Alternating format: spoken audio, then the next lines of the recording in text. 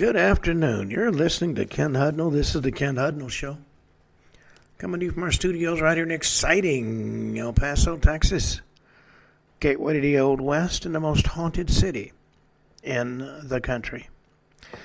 Well, today's March the 18th, 78th day of this new year. Just 287 days remain to the year's over with.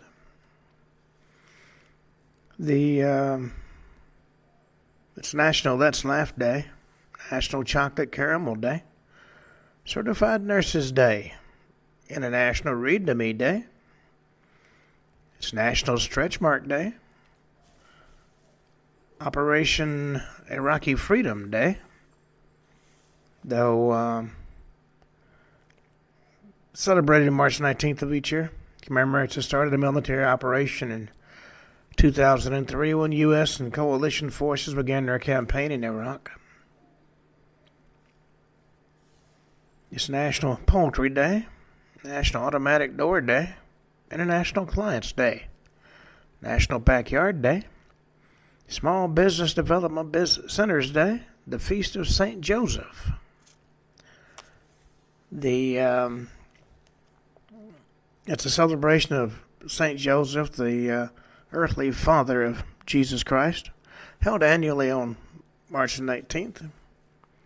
He doesn't get much publicity in the Bible. National Drug and Alcohol Facts Day, American Chocolate Week, National Agriculture Week, World Folk Tales and Fables Week, and National Inhalants and Poisons Awareness Week, and Schools, Library, Media Centers Week.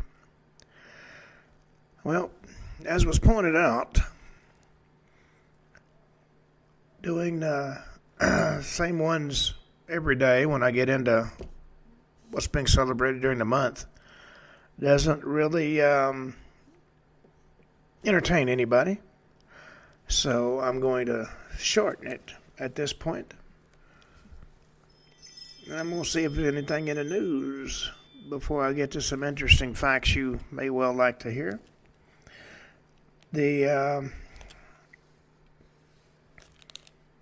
Elon Musk congratulates SpaceX and NASA for the work in rescuing the stranded astronauts. There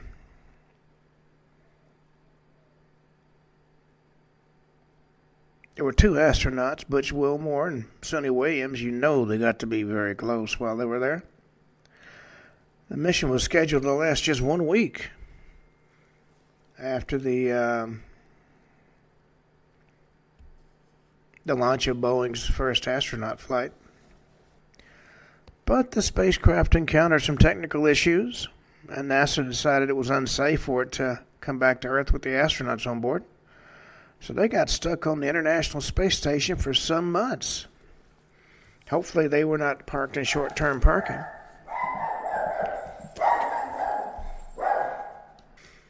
All right, as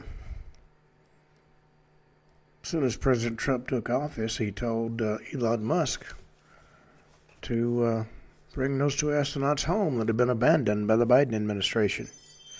And he did. Okay.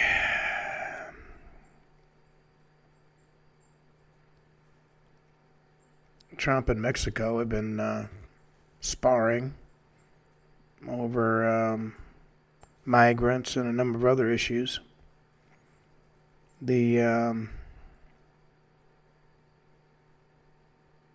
As it appears right now, Mexico is on the ropes. There's been a number of legal challenges to Biden's pardons since they were signed with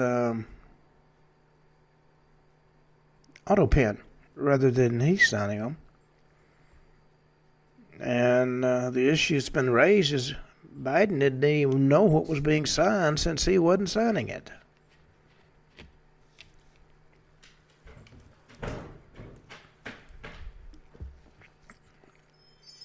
Now, a number of constitutional scholars have said chances of a successful challenge in court over the use of the auto pen is low, but still it does raise a lot of questions that are going to have to be answered Did he know what he was signing? The University of Pennsylvania may lose its federal funding amid an investigation for Title IX violations. That's trans athletes being included in women's sports. The El Salvador's presidents weighed in on after President Trump called to impeach a federal judge that's interfering with his executive orders. It looks like we're facing a judicial coup with judges who, for some reason, believe they're the anointed of God, are trying to change the direction of the current administration. As I was told.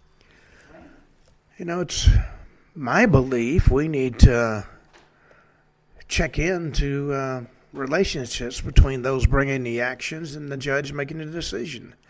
In regard to one federal judge who tried to stop AID being stripped of his funds, his wife makes a 7-figure income through an NGO funded by USAID.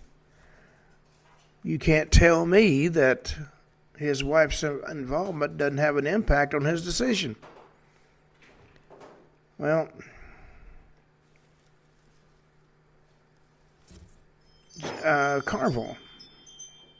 James Carville, the veteran Democratic strategist, reflected on his completely wrong 2024 prediction in regard to who's going to be elected president. In the final weeks of the campaign, he made the rounds of all the shows, expressing confidence the Democrats would keep President Trump out of the White House. Even wrote an op-ed in the New York Times that said 3 reasons I'm certain Kamala Harris is going to win. Well, he was wrong. In fact, President Trump ended up winning the popular vote by 1.5 points over Harris and won the presidency with 312 electoral votes.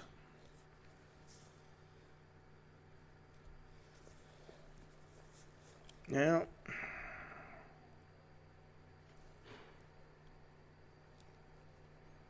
U.S. District Judge Tanya Chutkan ruled the federal government's assertions of fraud were vague and unsubstantiated. I'm dealing with a judge here that even raising the issue was solid evidence of fraud gets shot down because these are her friends. They wouldn't do anything wrong. Judge Chutkan issued an order preventing the EPA from ending a grant program that amounts to over $20 billion of taxpayer money, and also issued an order to Citibank, which holds the money on behalf of the EPA, from giving it to the government or anybody else.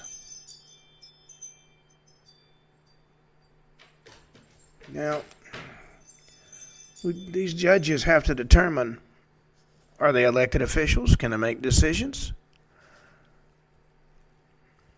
Now, I mean, you got a little group that, I've said it before and I'll say it again, believe they're anointed by God to make decisions on everything.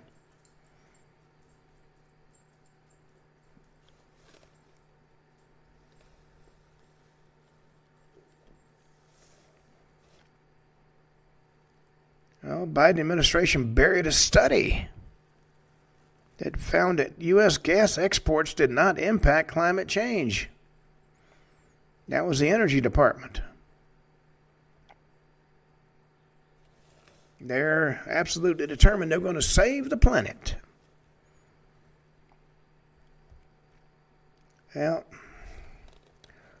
another federal judge, Biden-appointed judge, has struck down President Trump's executive order that found that transgender individuals are unfit for military service. Once again, one of God's anointed, has made a decision. Now, it was Judge Anna Reyes in Washington, D.C., issued a preliminary injunction barring the Pentagon from enforcing President Trump's order.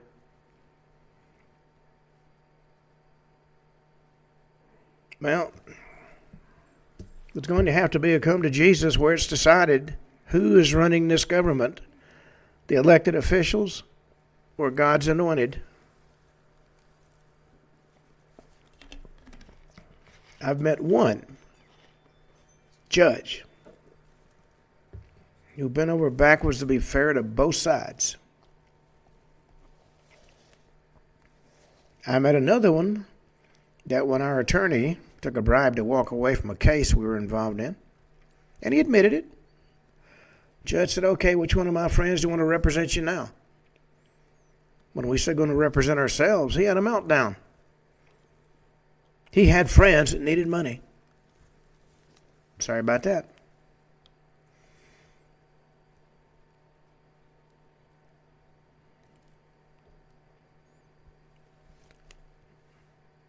'80s TV and movie star Heather Thomas left Hollywood after stalkers forced her to literally hide. She starred in the Fall Guy, 1981 and 1986.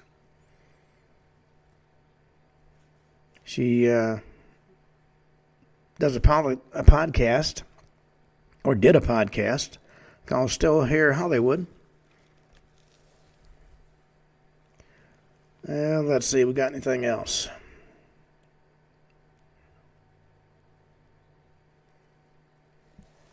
We've got a South Lake, Texas, warns Americans to be vigilant as Mexican gangs have infiltrated the U.S.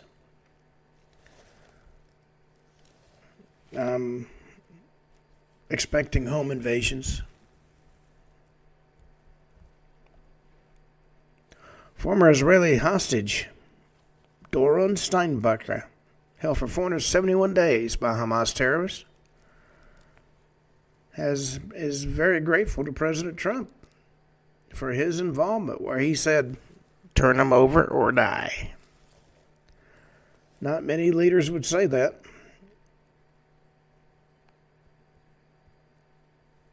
Now, Tim Walz is still trying to be relevant. He was the vice presidential nominee under Kamala Harris.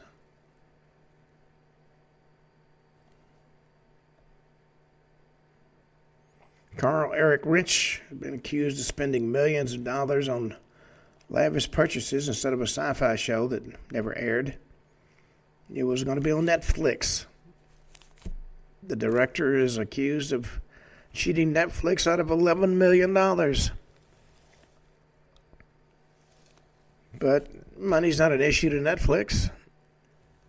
They paid $50 million to the Obamas for something. Israel has killed a high-ranking Hamas leader after they tried to renege on the ceasefire agreement and release more hostages. Well, today we're going to talk about alien abductions.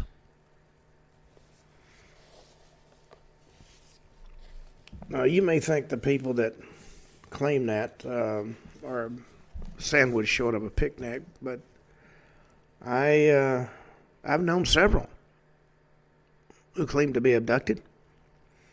I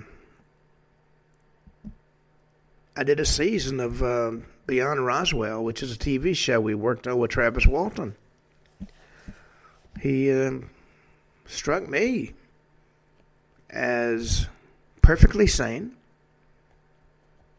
and I literally cross-examined him about some of his claims,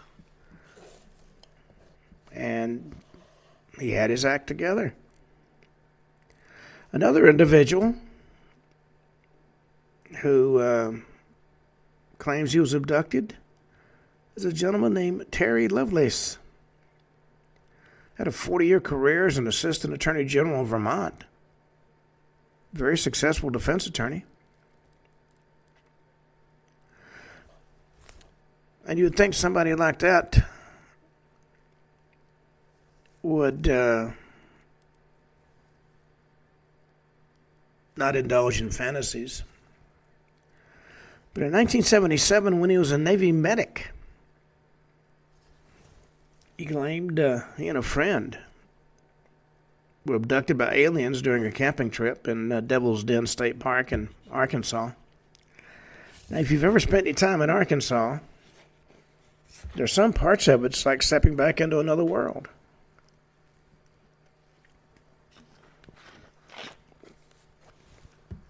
Now, a prime example of that is when I went to South America. I was stationed in the Panama Canal Zone.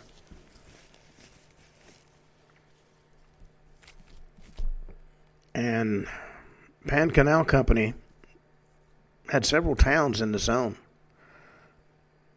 And one of them was exactly like stepping into the 1950s. It was fascinating. But getting back to Terry Lovelace, for decades he never told anybody about it, except his wife. He thought he'd be branded a crackpot and that'd destroy his legal career, and it probably would have. But once he retired, he shared his story in a 2018 book, Incident at Devil's Den, A True Story. He said while camping, he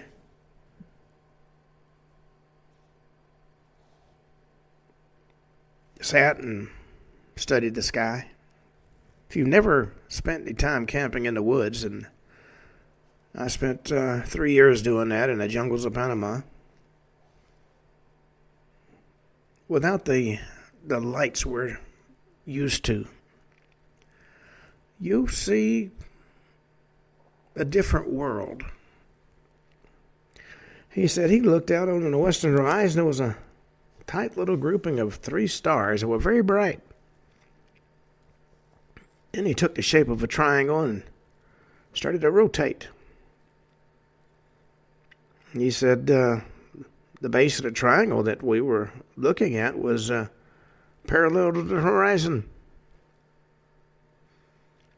He woke up his friend and said, what is that? Is that a natural constellation? Well, they both agreed the lights were too far off the ground to have been lights from a train or anything else.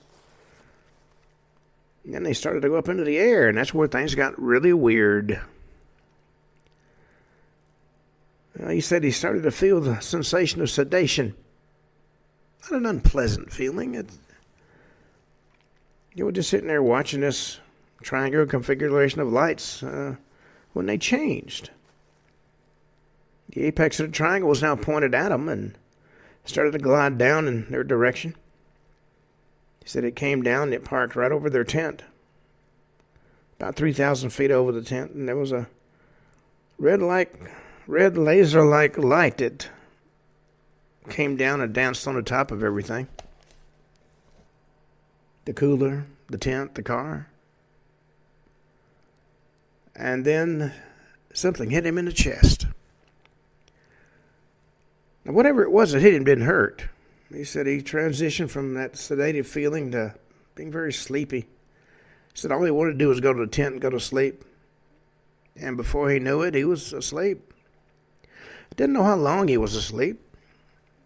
What woke him up was this cascade of white and yellow and orange lights flashing through the canvas of the tent. He said he saw that his combat boots were unlaced.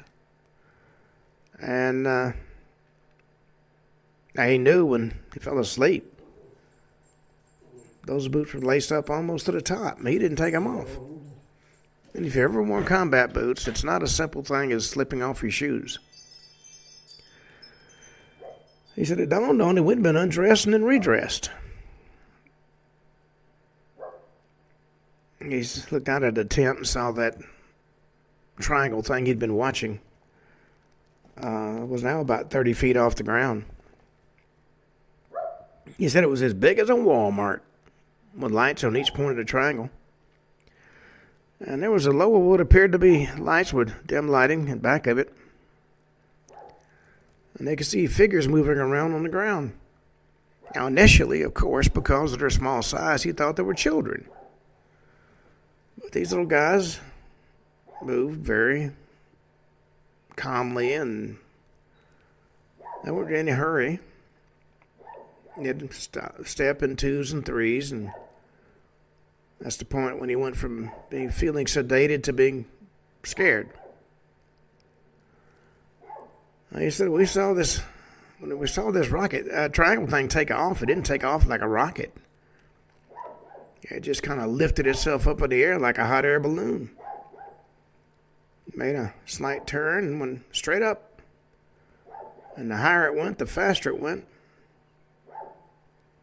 And as they watched it, it was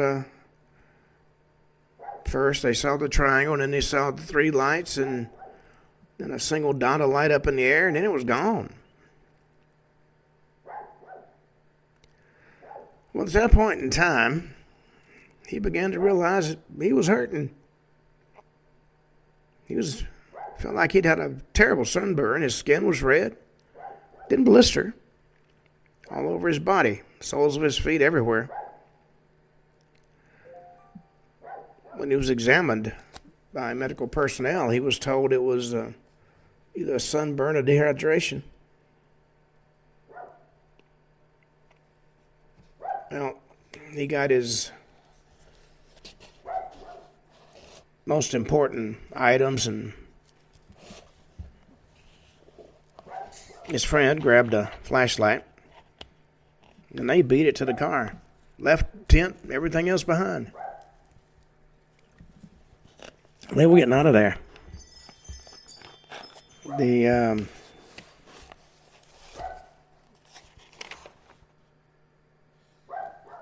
were just relieved to be alive, and they wanted to get away from whatever this was. And they made an agreement as they drove that they weren't going to tell anybody about what happened. They were never going to tell anybody they saw a UFO the size of a Walmart. And if you've ever been to a Walmart, that's a pretty good sized store. Well, in 1977, on active duty, and if he'd have started talking about seeing a UFO and being abducted, he'd have been sent for a psychological evaluation. They'd have discharged him from the military. He didn't want that. He wanted to finish his time, get his GI Bill benefits, go to college. And, of course, there was the ridicule that everybody who's run into a UFO has faced. Well,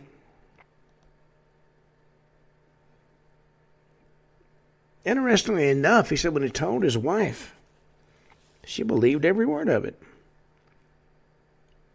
She knew he wouldn't make something like that up, and they discussed the ins and outs of what would happen if they did release it, how it would complicate their lives. And they didn't want to do that. They, with the VA benefits, he wanted to go to law school, and that's one of the programs that's available. We're going to be doing some step-by-step shows about how to get your benefits. Because a lot of people, I had a close friend who unfortunately died before he could confirm his benefits. He thought veterans' benefits was charity, which is the furthest thing from the truth. Well, his friend, shortly after that, was sent to duty station in Japan, and Lovelace stayed in the States. He tried to contact his friend quite often over the years, but wasn't able to establish contact.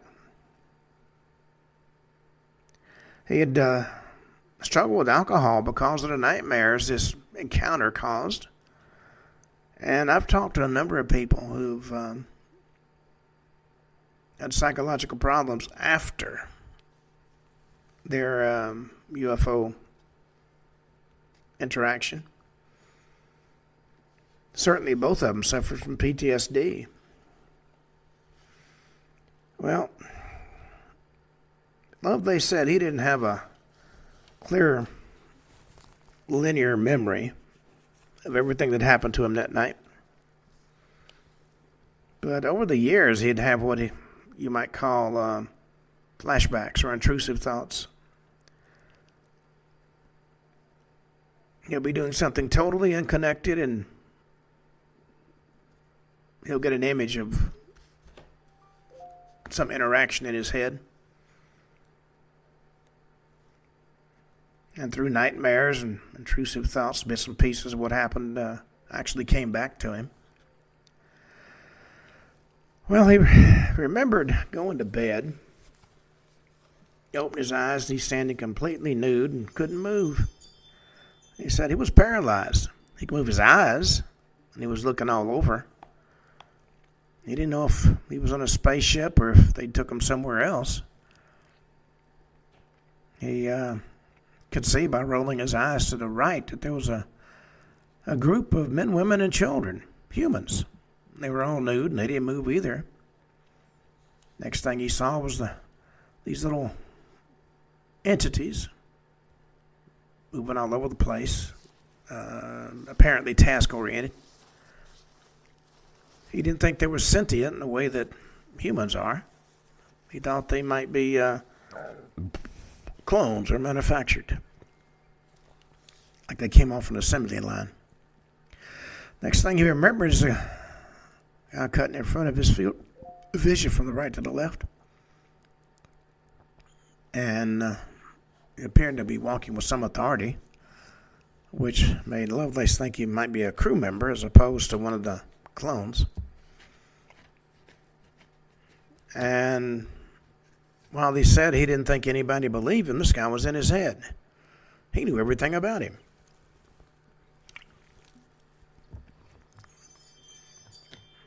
And he said he felt inferior to this guy, physically, emotionally, intellectually, on every level. He said he took the humans one at a time, and he could hear people screaming, heard his friends scream. He said as he listened, he suddenly found himself floating in the air. Went down this long corridor, and there were two creatures, looked like giant praying mantises. He said it scared the crap out of him. And they did an exam. Did something to his lower back that hurt like hell. And he tried to scream, but he couldn't open his jaws. All he could do was make a wild moaning noise. And telepathically, he heard something say to him, "Why are you screaming? Stop screaming. We don't hurt you. We take you back now. Stop screaming." And then he bent over and took a digit from this multi-arm thing and tapped him on the forehead with it. And he said at that point he went to sleep. He had no idea what kind of time transpired while he was out, but he woke up at the campsite with his friend lying in the grass. Well, in 2012, he retired. And he and his wife moved from Vermont to Dallas, Texas. Woke up one morning, had a terrible pain in his right leg. His wife took him to the VA clinic. They took some x-rays. He said above his knee there was a little thing. It looked like the size of a fingernail, had 2 wires attached to it, and it was in his leg. Well, the radiologist told him, "I don't have any idea how this thing got into your leg. You should have a scar." But there was no scar. They didn't take it out. He wouldn't do the surgery because they didn't have cardiac clearance. 7 years before, Lovelace had had a heart attack. Well, as I said earlier, in 2018, he wrote the book. And when you come out with a book like that, as Travis Walton will tell you, you get a lot of skepticism and ridicule and disbelief. In fact, a couple of the attorneys he worked with called him up and said, "Have you lost your mind? What the hell are you doing?" He said, "You'll never practice law again." And he said, "What do I care? I'm retired. And I don't have to convince anybody about anything. I just wanted to tell my story. Candidly, truthfully, and completely. You can take it or leave it." And that's the attitude of a lot of folks that have had interaction. You know, while there have been abductions as far back as I can find records, what really brought it to the forefront was Betty and Barney Hill, who was a couple that were kidnapped from their car, taken on board a UFO, and poked with needles, and they've been called the Adam and Eve of abduction. And their tale of being medically examined in a flying saucer by gray-skinned humanoids has become seared into popular culture. It's a template for all the stories that you would hear later. And in fact, they were relatives of people I used to meet at Roswell before I became politically unacceptable. You know, there's certain people you do not write a book that outsells them. Oh, no, that's wrong. I could give you the names of these people who think they're God's gift to the world, but I won't stoop to their level.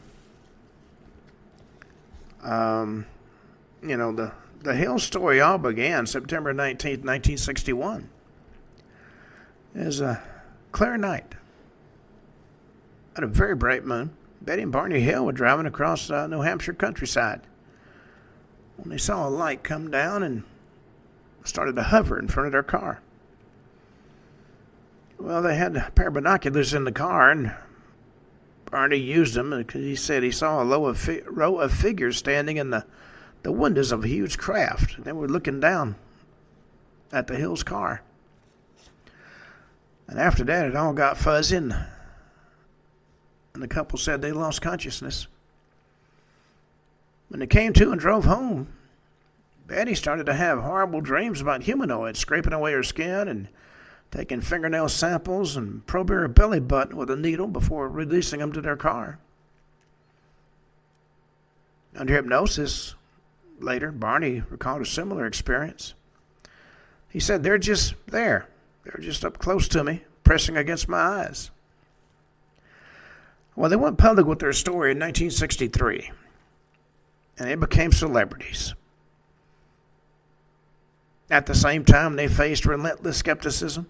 Some suggested that in their exhaustion from driving, they misconstrued an aircraft warning beacon for a UFO, and Barney had false memories that were shaped by Betty's nightmares.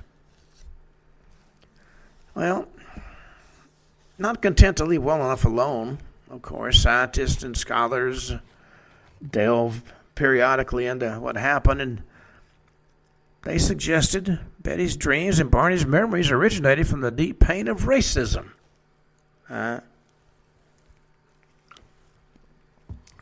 Social worker Betty was white. United States Postal Service employee Barney was black. And this was at a time when racial tensions erupted into violence across America. And being a biracial couple certainly invited abuse. Well, according to Matthew Bowman, author of The Abduction of Betty and Barney Hill, alien encounters civil rights in a new age in America, when he was hypnotized and recovers all those memories, the language he uses are really, really colored by fear of racial persecution. Now, of course, this discussion took place on CNN, which is about as left as you can get and still be remotely upright. But the couple who were members of the NAACP and community leaders always rejected suggestions that they dreamed up the abduction. Later on, Betty became a leader in UFO research and claimed she experienced more ET visitations. When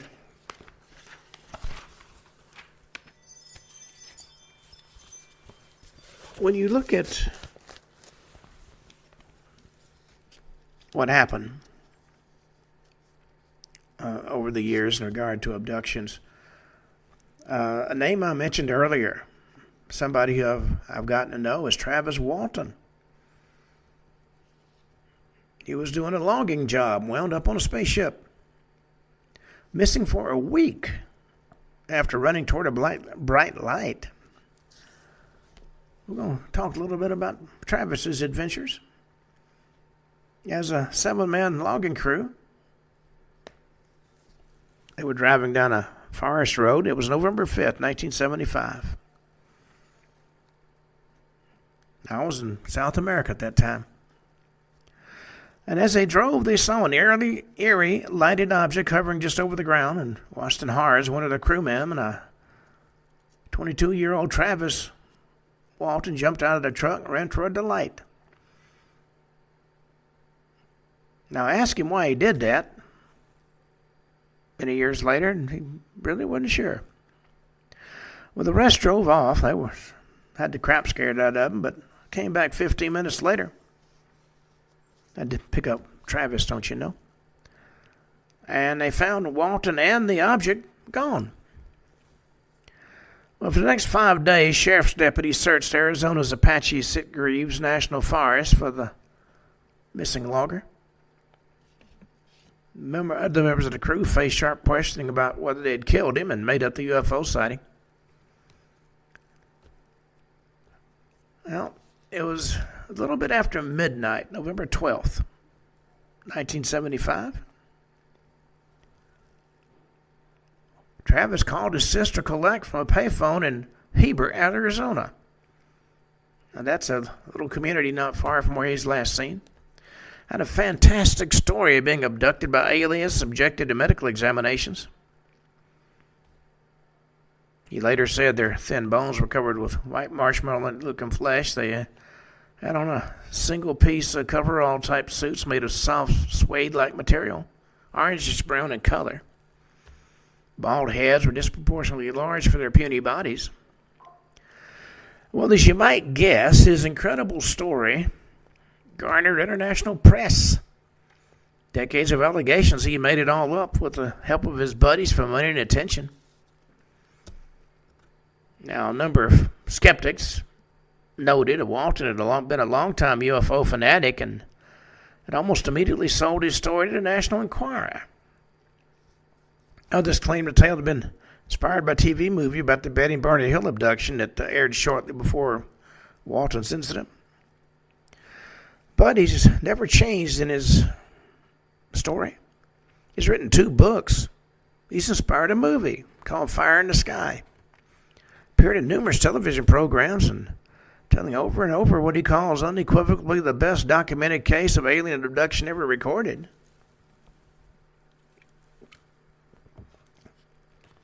And if you have a discussion with him, you'll find that he thoroughly considers every word before he speaks. If I was going to doubt anybody, it would not be Travis Walton. Well, another very well-known abduction tale centers around 2 terrified fishermen. They said they were reeled in by ETs with claws for hands.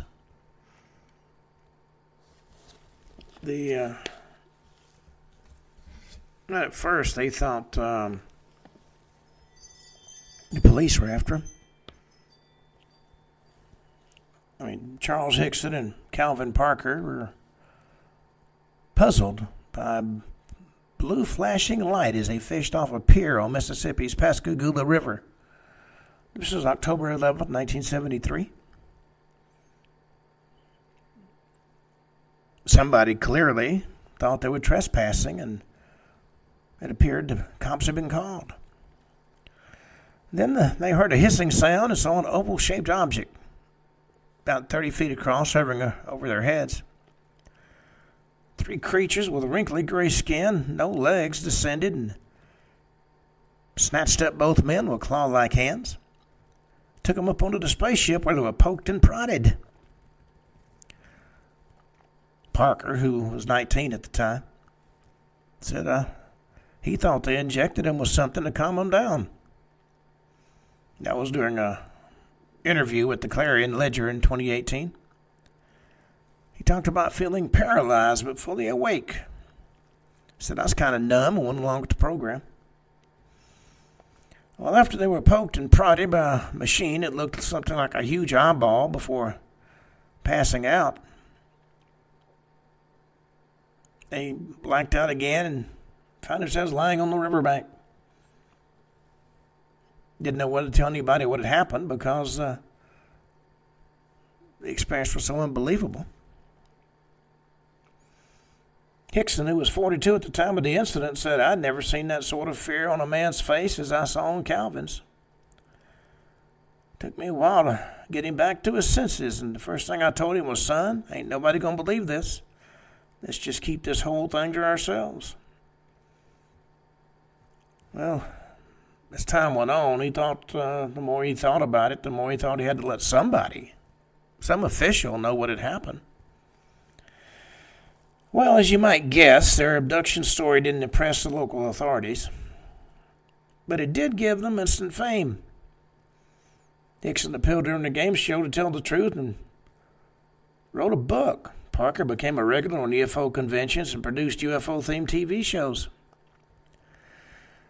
Now, the fact that they refused to take polygraph tests led a lot of folks to doubt their story, but the locals supported them. Now, both are now dead, but there's a historical marker was unveiled at the site of the abduction in 2019. And that same year, 3 more witnesses came forward to say they saw some sort of flying object that night, and a sheriff's captain who interviewed the pair hours after the incident insisted to the Clarion Ledger that Parker was genuinely scared. He said, I can guarantee you they didn't make this up. Something unbelievable happened to him that night. Well,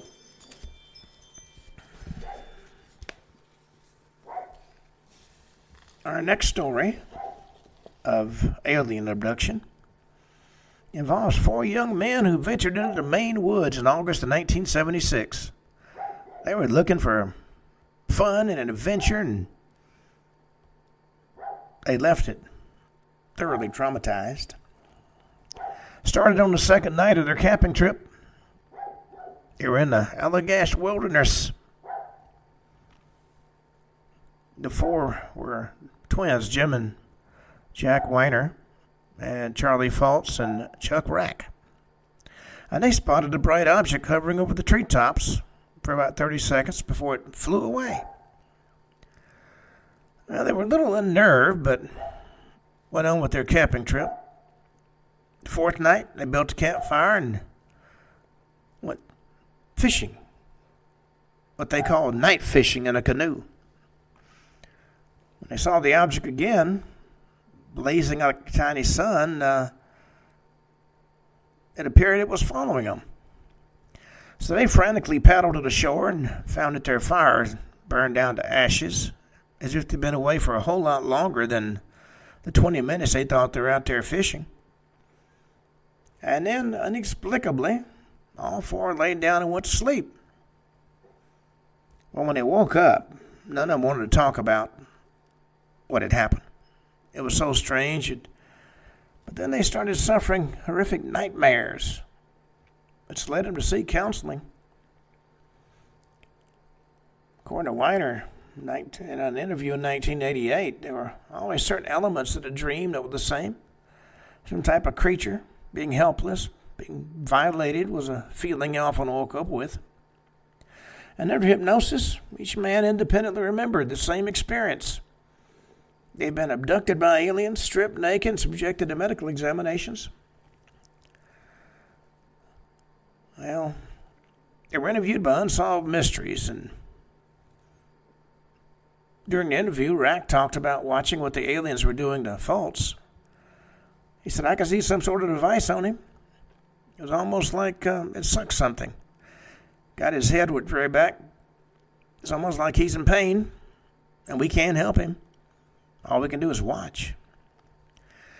Well, in the early 1990s, they went public with their story, and although the men say they all passed polygraphs, they all acknowledge it's very difficult to believe, even among themselves.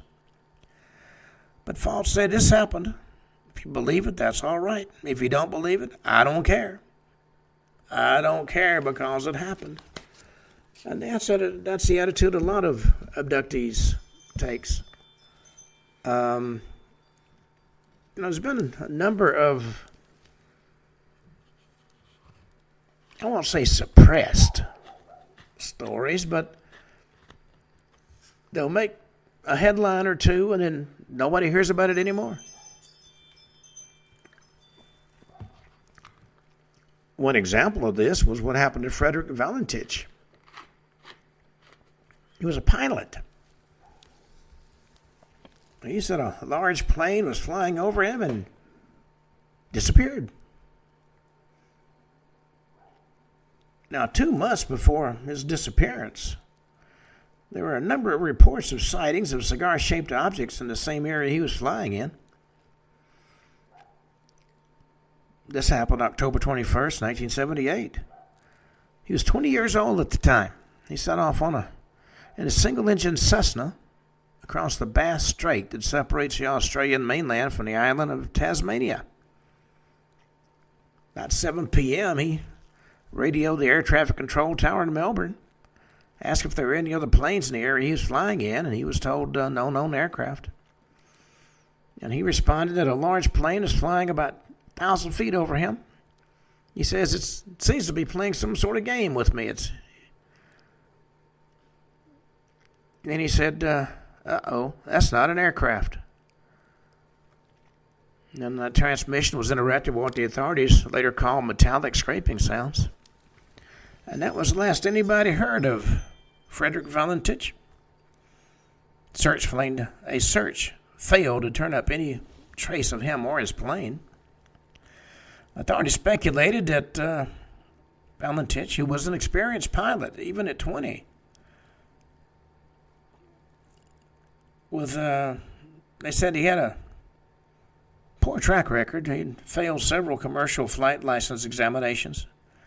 They thought he got disoriented, flew upside down by mistake, and crashed into the sea. Others say he died by suicide. But those who studied the disappearance for more than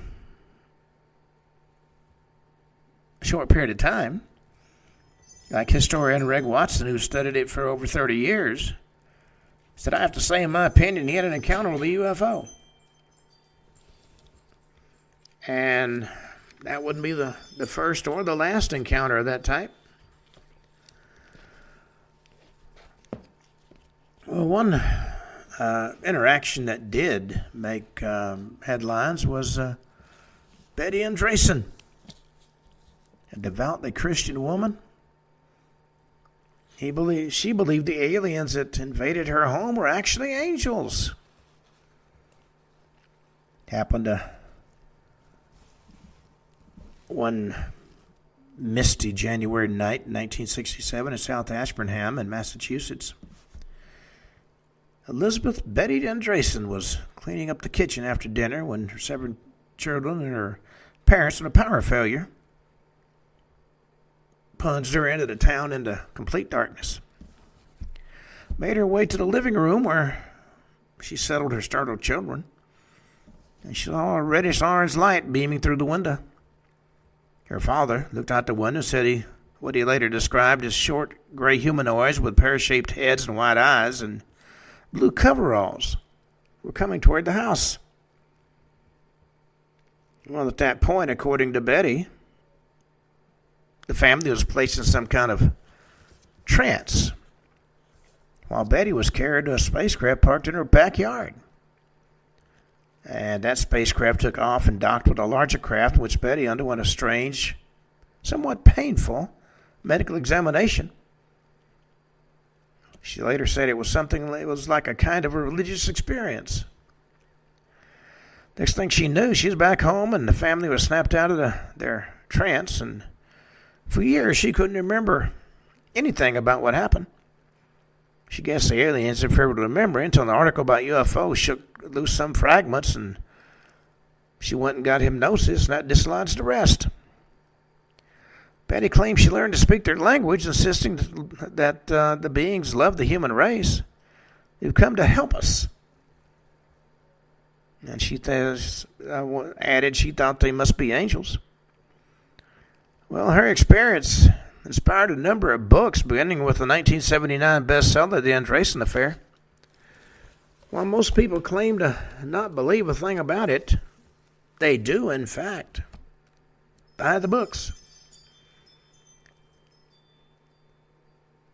Another individual who had a interaction was Whitley Strieber, the author. Wrote a book called Communion about his experience with these non-human beings. He always likes to make one thing clear. Although he's a best-selling author, he's often described as a poster boy for alien abduction. He never actually said it was aliens that abducted him.